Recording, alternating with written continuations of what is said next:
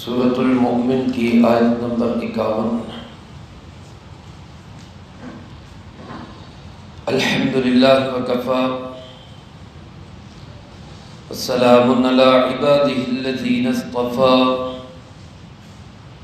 خصوصا علی سید الرسل وخاتم الانبیاء وعلی آلہ واصحابہ الاتقیاء۔ اما بعد فاعوذ باللہ من الشیطان الرجیم۔ بسم اللہ الرحمن الرحیم۔ انا لننصر رسلنا والذین آمنوا فی الحیاة الدنیا ویوم یقوم الاشہاد، یوم لا ينفع الظالمین معذرتهم ولهم اللعنة ولهم سوء الدار۔ وَلَقَدْ آتَيْنَا مُوسَى الْهُدَى وَأَوْرَثْنَا بَنِي إِسْرَائِيلَ الْكِتَابَ هُدًى وَذِكْرَى لِأُولِي الْأَلْبَابِ۔ فاصبر إن وعد الله حق واستغفر لذنبك وسبح بحمد ربك بالعشي والإبكار۔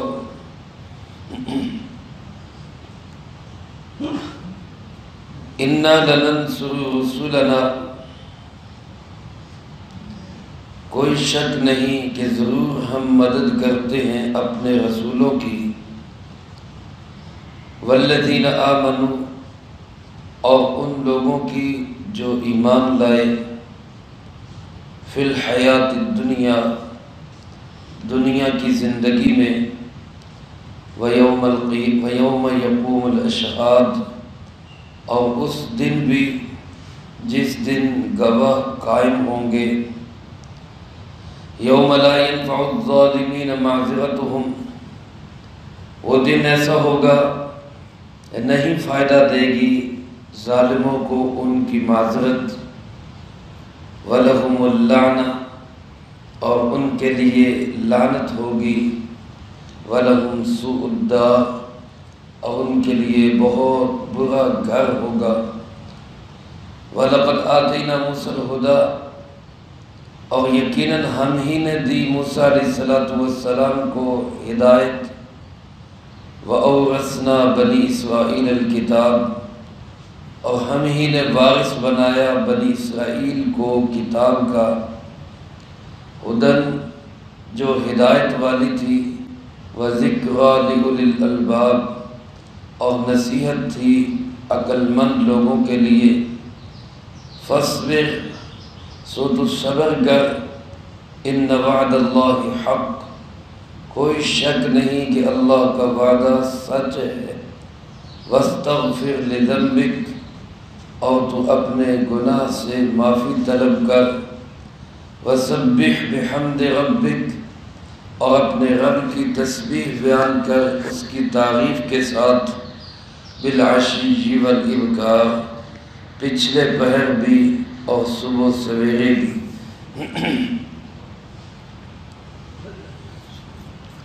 ان آیات مبارکہ میں اللہ رب العالمین کی طرف سے ہر دور کے اہل حق کے لیے تسلی کا ایک بہت بڑا پیغام بھی ہے، اور تسلی کے لیے ایک بہت بڑا وظیفہ بھی ارشاد فرمایا گیا ہے۔ آج کے دور میں میرے محترم دوستو، حق و باطل کا معرکہ آج بھی برپا ہے، ازل سے ستیزہ کار ہے تا امروز، چراغ مصطفی سے شرار بولا بھی۔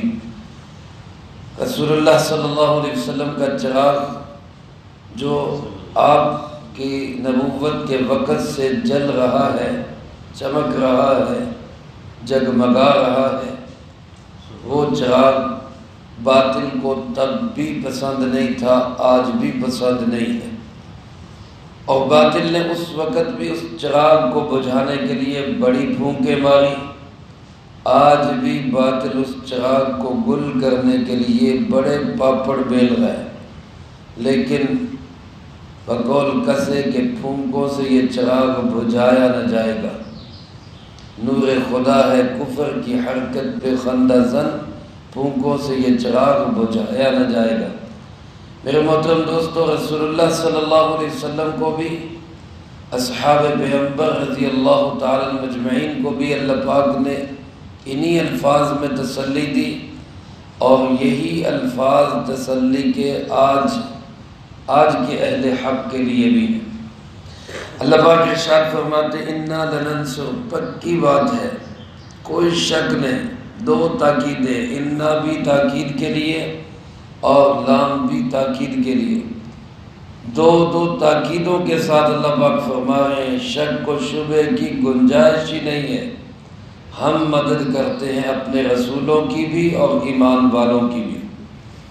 اللہ نے اپنے ذمے لیے ہے اپنے رسولوں کی مدد کرنا بھی، اور رسولوں کے ساتھ ساتھ والذین آمنوا، ایمان والوں کی مدد کرنا بھی، فی الحیات الدنیا، دنیا کی زندگی میں بھی، ویوم یقوم الاشہاد، اور جس دن گواہ قائم ہوں گے یعنی قیامت کا دن، اس دن بھی اللہ اپنے رسولوں کی اور ایمان والوں کی مدد کرے گا۔ اس دن کی مدد تو سمجھ میں آتی ہے، ظاہر بات ہے، ایمان والے کامیاب ہوں گے، اللہ کے رسول و پیغمبر علیہ السلام وہ کامیاب ہوں گے۔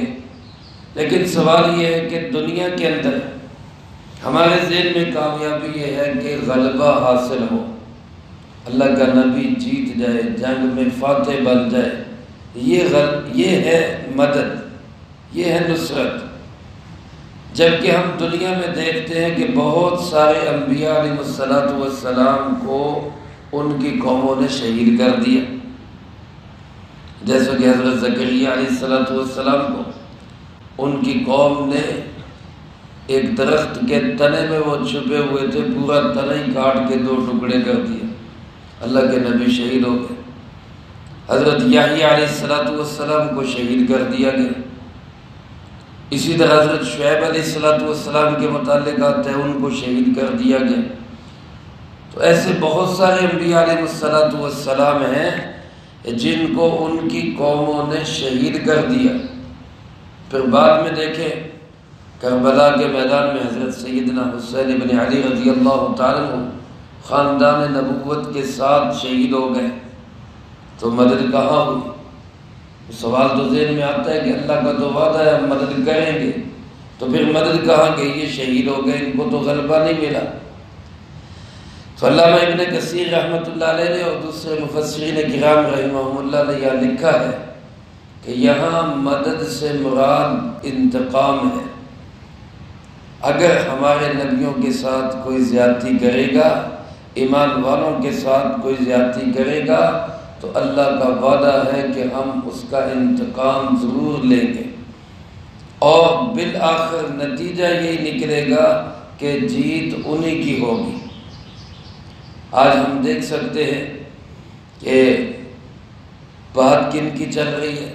حضرت شعیب علیہ السلام نے ایک اللہ کی بات کی، آج توحید کی بات دنیا میں زندہ ہے۔ حضرت زکریا علیہ السلام نے توحید کی بات کی، آج توحید کی بات دنیا میں زندہ ہے۔ حضرت یحییٰ علیہ السلام کو کس لیے شہید کر دیا گیا؟ ایک اللہ کا نام لیتے ہیں، وہ ایک اللہ کا نام آج بھی دنیا میں زندہ ہے۔ تو بات کن کی چلی ہے؟ انہی شہید ہونے والا۔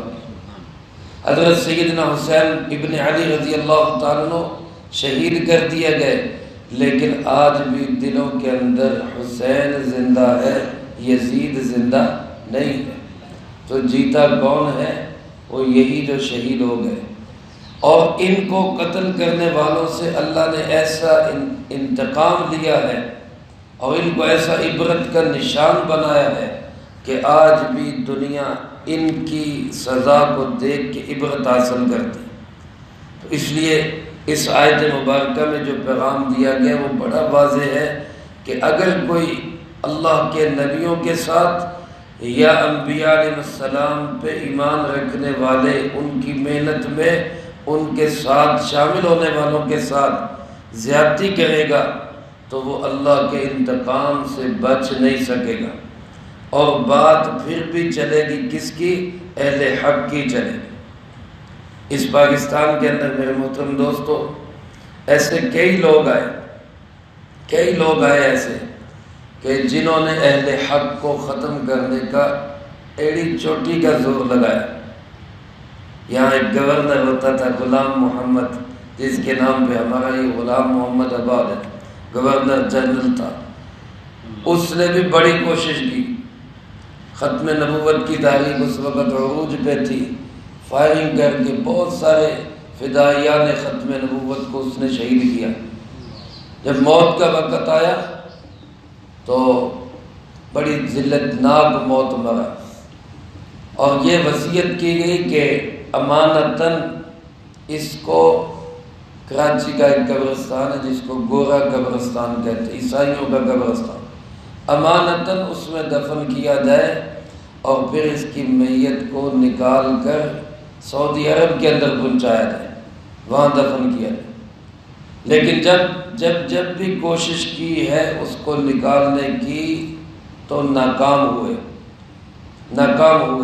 عجیب قسم کی اس کی میت کا رویہ اور قبر کا عجیب سا وحشتناک منظر، جس نے اس کی میت کو نکالنے نہیں دیا، آج بھی وہ اسی عیسائیوں کے قبرستان کے اندر مدفون ہے۔ یہ درس عبرت ہے، سامنے کی بات ہے، جس کو آج بھی کوئی عبرت حاصل کرنا چاہے تو وہ کر سکتا ہے۔ یہ تو ایسے مٹ گیا، ختم ہو گیا، لیکن ایمانداری سے بتائیں کہ آج بھی ختم نبوت زندہ باد دنیا میں ہے یا نہیں ہے؟ میرے ساتھ مل کے کہہ دیں، تاجدار ختم نبوت زندہ۔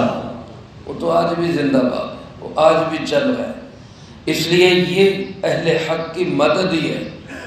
مشرف نے کتنے ظلم کیے، لال مسجد کو، اس کے اندر انسانی جانوں کو پانی بہا کر، یعنی ایسی گیسیں پھینکی کہ جسم پانی بن گئے، لاشیں بھی نہیں ملی، لیکن مدارس مساجد آج بھی قائم ہے۔ اور وہ مشرف کہاں پہ ہے؟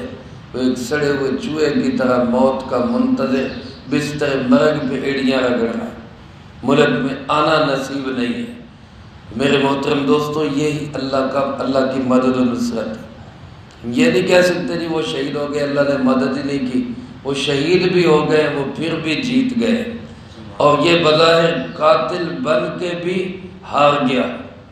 اسی طرح کیا آج کے فرعون اگر وہ سمجھ جائے اہل حق پہ ظلم و ستم ڈھائیں گے تو حق تو چمکتا رہے گا، وہ کبھی ختم نہیں ہوگا۔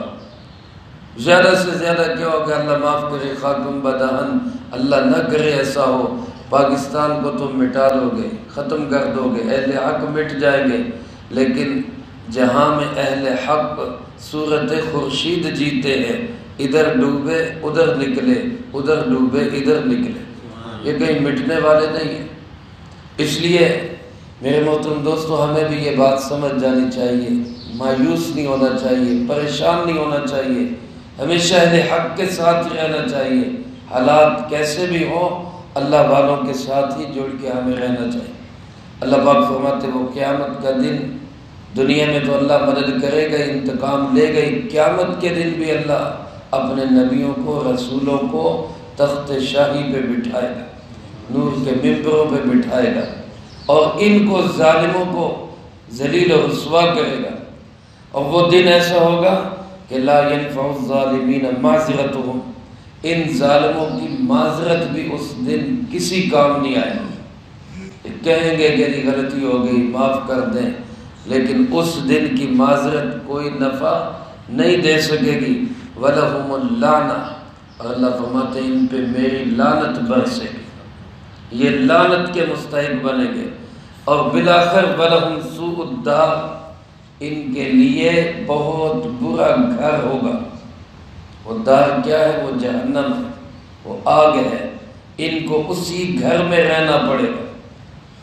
تسلی دیتے ہوئے اللہ پاک نے ہمیں یہ بات ارشاد فرمائی کہ دیکھو وَلَقَدْ آتَيْنَا مُوسَى الْهُدَىٰ، ہم نے موسیٰ علیہ السلام کو بھی ہدایت دی تھی، ہدایت کا فارمولہ دیا تھا، قرآن ان کو کتاب تورات دی تھی، اور پھر اس کتاب کا وارث ہم نے بنی اسرائیل کو بنایا۔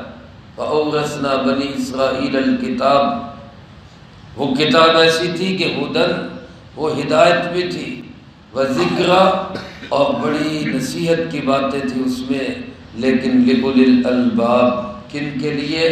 عقل مند لوگوں کے لیے۔ پر نتیجہ کیا ہوا؟ انہوں نے اس کتاب کو ضائع کر دیا، اس کی قدر نہیں کی، اس سے عقل و خرد و فہم سبق حاصل کرنے کی بجائے اس کتاب کا مذاق اڑایا۔ آج یہاں بھی قرآن کریم کے ساتھ یہی ہو رہا ہے۔ قرآن کریم ہدایت ہے، سراسر ہدایت ہے، ضابطۂ حیات ہے، زندگی گزارنے کا طریقہ ہے۔ اس سے پوچھے آج کا تاجر کہ مجھے تجارت کیسے کرنی ہے، آج کا جج اس سے پوچھے مجھے فیصلہ کس سے کرنا ہے، آج کا حاکم اس سے پوچھے کہ مجھے حکومت کیسے کرنی ہے، آج کا مزدور مزدوری کے طریقے قرآن کریم سے سیکھے، اور آج کا میرے محترم دوستو ہر طبقے کا مسلمان اور انسان وہ زندگی گزارنا چاہتا ہے پرسکون زندگی، تو اس کے لیے قرآن کریم رسول اللہ صلی اللہ علیہ وسلم کی شریعت مطہرہ یہ بہترین نمونہ ہے، بہترین سبق ہے۔ لیکن فرمایا لوگ ضائع کریں گے، لوگ مذاق اڑائیں گے، لوگ مخالفتیں کریں گے، ایسے ماحول میں کرنا کیا ہوگا؟ فاصبر، صبر کر۔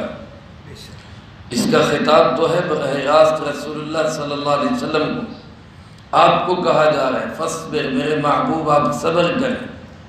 میرے محترم دوستو، ہمارے پیارے آقا جناب نبی پاک صلی اللہ علیہ وسلم تو ویسے ہی صبر کا کوہ گرا تھے، صبر و استقامت کا پہاڑ تھے آپ، بلکہ یوں کہیں کہ شاید پہاڑ بھی آپ کی استقامت کے سامنے کمزور ہے۔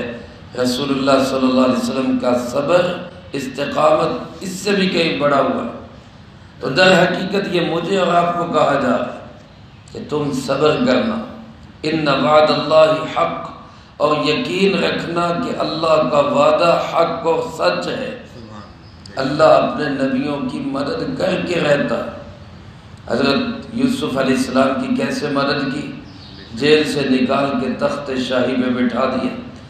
حضرت داؤد علیہ السلام کو تخت شاہی پہ بٹھا دیا، حضرت سلیمان علیہ السلام کو تخت شاہی پہ بٹھا دیا۔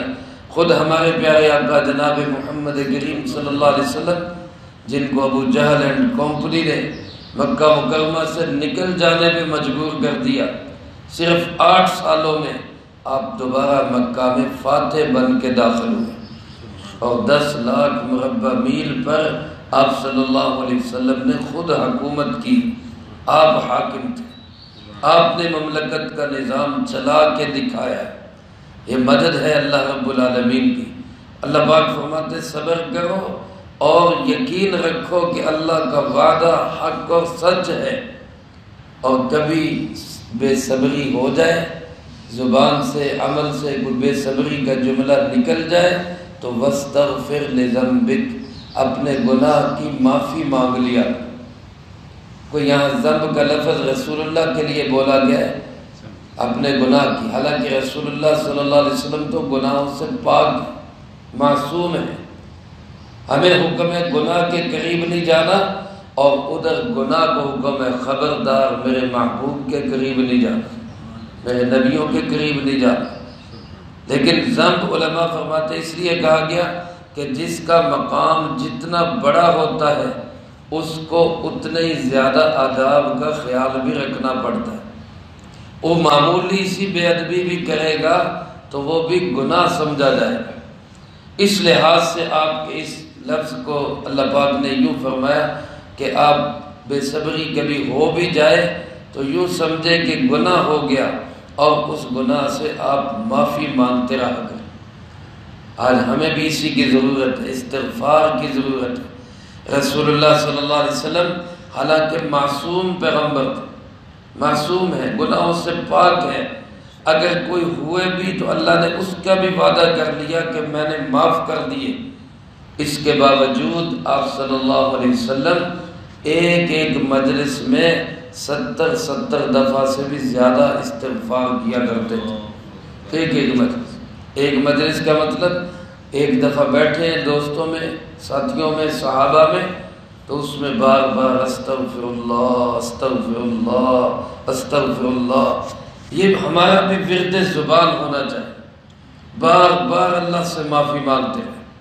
ایک کام تو فرمایا یہ کرو، صبر کرو اور استغفار کرو، اور دوسرا کام یہ کرو وَسَبِّحْ بِحَمْدِ رَبِّكَ، اپنے رب کی تسبیح کرو تعریف کے ساتھ، یعنی تسبیح بھی کہ اللہ ہر عیب اور نقص اور کمی اور کجی سے پاک ہے، اور حمد بھی کہ تمام کی تمام خوبیوں کا صحیح حقدار صرف اور صرف کون ہے؟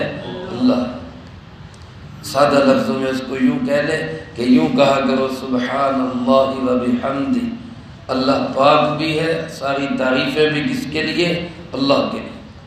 اللہ کی تسبیح بیان کرو حمد کے ساتھ، کب کب؟ فرمایا بالعشی والابکار، پچھلے پہر بھی اور صبح سویرے بھی۔ بعض علماء فرماتے ہیں یا تسبیح سے مراد نماز ہے، اور پچھلے پہر میں ظہر، عصر، مغرب، عشاء چاروں نمازیں آگئی، اور ابکار میں صبح سویرے میں فجر کی نماز آگئی۔ تو گویا اللہ پاک نے اشارہ کیا کہ آپ صبر اور استغفار کریں، اور اس کے ساتھ ساتھ 5 نمازوں کی پابندی کریں، بس آپ کا کام یہ ہے۔ اور بعض علماء فرماتے ہیں اس سے مراد صبح و شام کے اذکار ہیں، یعنی ویسے تو ہر وقت اللہ کا ذکر کرو، لیکن خاص طور پہ صبح اور شام کے اوقات میں اللہ کو خوب یاد کیا کرو، اس سے تمہاری مدد ہو، اس سے اللہ کی مدد تمہارے ساتھ شامل حال ہوگی۔